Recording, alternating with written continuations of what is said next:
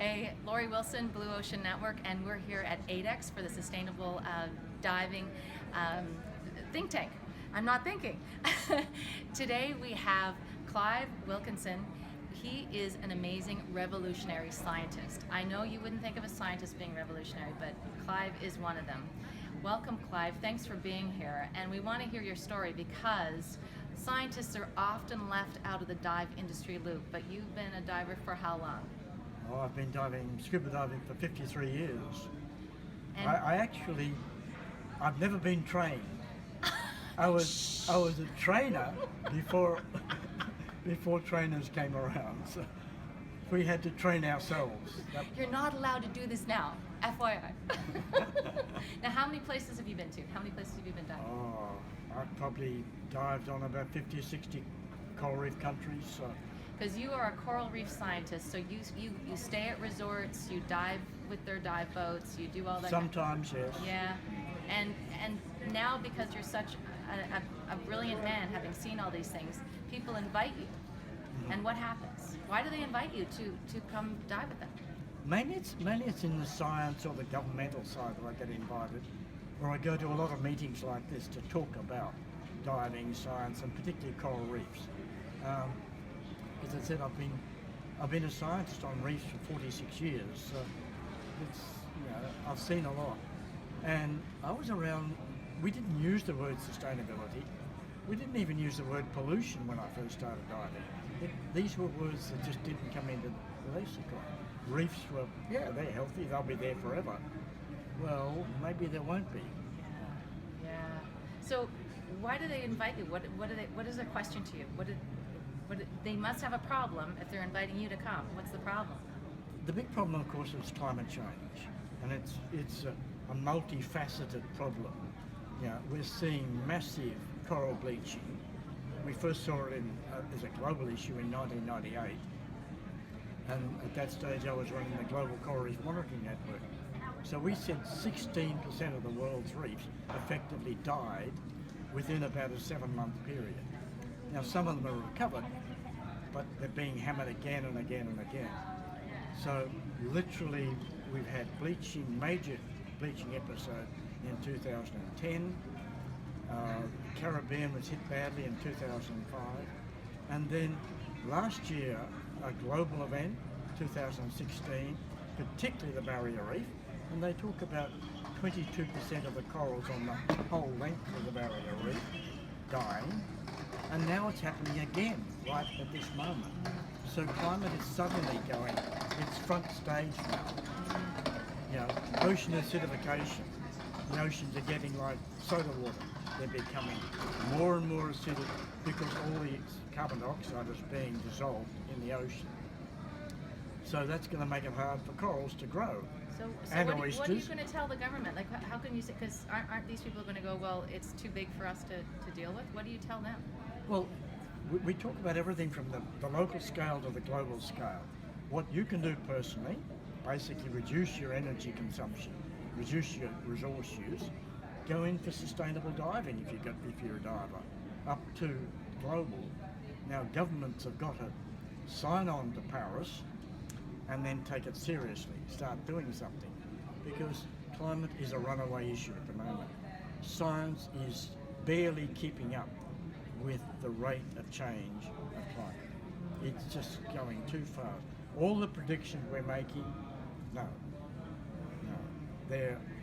We're predicting it's doing that, but it's now going that. So we're seriously worried. Do you see the dive industry as being a tool for positive change? How do you think we can help with this? Absolutely and utterly. Divers are the ambassadors. They're the people that are out there. They're the guardians of the ocean, and they're the ambassadors for the ocean.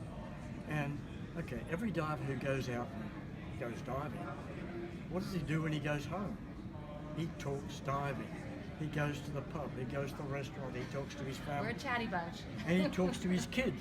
And suddenly that is spreading out. So divers are very powerful people. Now, when we wrote Status of Coral, actually, this report, Status of Coral Reefs of the World, we said that there were 10 major threats to reefs. Diving and tourism was nowhere near that. They were off that scale. It was global issues, pollution, sediment, overfishing, and basically a lack of political will, corruption of the issue. So divers, that's the positive thing. You go to an operator and what's he trying to sell a diver? Clean water, healthy corals, other animals and things around, and lots of fish. That's a normal, healthy coral reef. So that's what they're selling. And the divers are the people who should be promoting that. Diving on a coral reef sure beats everything else. It's far better than fishing, and certainly blast fishing, bomb fishing. So diving is the most sustainable use you can put to a coral reef.